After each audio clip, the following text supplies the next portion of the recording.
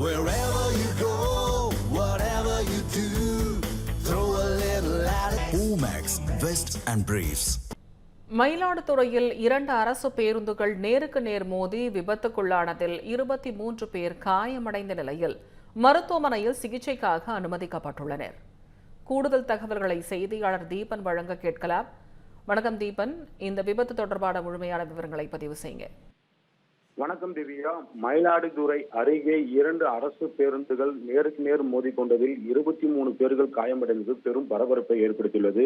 அதாவது மதுரையிலிருந்து சிதம்பரம் நோக்கி சென்ற அரசு பேருந்தும் சென்னையிலிருந்து கும்பகோணம் நோக்கி சென்ற அரசு பேருந்தும் மயிலாடுதுறை அருகே இருக்கக்கூடிய செம்மங்குளம் பகுதியில் நேருக்கு நேர் மோதிக்கொண்டதில் விபத்து ஏற்பட்டது. இந்த 2 பேருந்துகளும் இந்த விபத்தில் 2 ஓட்டுநர்களையும் தீயணைப்பு துறையினர் வந்து போராடி மீட்டார்கள்.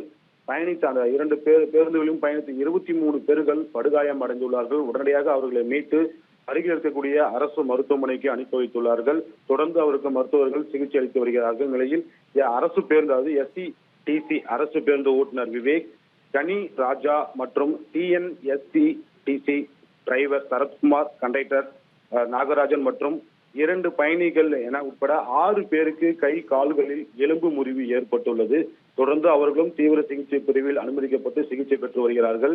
மேலும் மயிலாடுதுறை அரசு மருத்துவமனையில் சிகிச்சை பெற்று வரும் அந்த 23 நபர்களின் உடல்நிலையும் தற்போது சீராக உள்ளதாகவும் மருத்துவத்துறை சார்பாக தகவல் முதலிட தகவல் வெளியாகியுள்ளது. மேலும் அந்த 6 பேருக்கு தீவிர சிகிச்சை பிரிவில் அனுமதிக்கப்பட்டு தொடர்ந்து சிகிச்சை அளிக்கப்பட்டு வருவதாக கூறப்படுகிறது.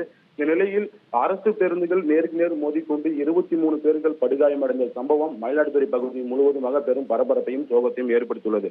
அரசு பேருந்து ஓட்டுநர்கள் கடந்த சில மாதங்களாகவே தமிழ்நாடு முழுவதும் ஆங்காங்கே விபத்துகள் ஏற்பட்டு வருகிறது. இதற்கு என்ன காரணம் என குறித்து பல்வேறு தரப்பினர் கேள்வி எழுப்பிய போதும் அரசு பேருந்து ஓட்டுநர் சார்பாக கூறப்பட்டது பணி சுமை அதிகமாக இருப்பதாகவும் நேர கட்டுப்பாடுகள் விதிக்கப்படுவதாகவும் ஆட்கள் பற்றாக்குறையால் இரவு நேரங்களில் ஓட்டக்கூடிய ஓட்டுநர்கள் மற்றும் நடத்துனர்களும் தொடர்ந்து அடுத்த 2 நாட்கள் தொடர்ந்து அந்த பணியிலே இருக்க வேண்டிய ஒரு சூழ்நிலை ஏற்படுகிறது. அதனால் மிகுந்த மன உளைச்சல் இருப்பதாகவும் அவர் தரப்பில் தெரிவிக்கப்படுகிறது. ஆகையால் உடனடியாக போக்குவரத்து துறை அமைச்சர் இதற்கு உரிய நடவடிக்கை எடுக்க வேண்டும்.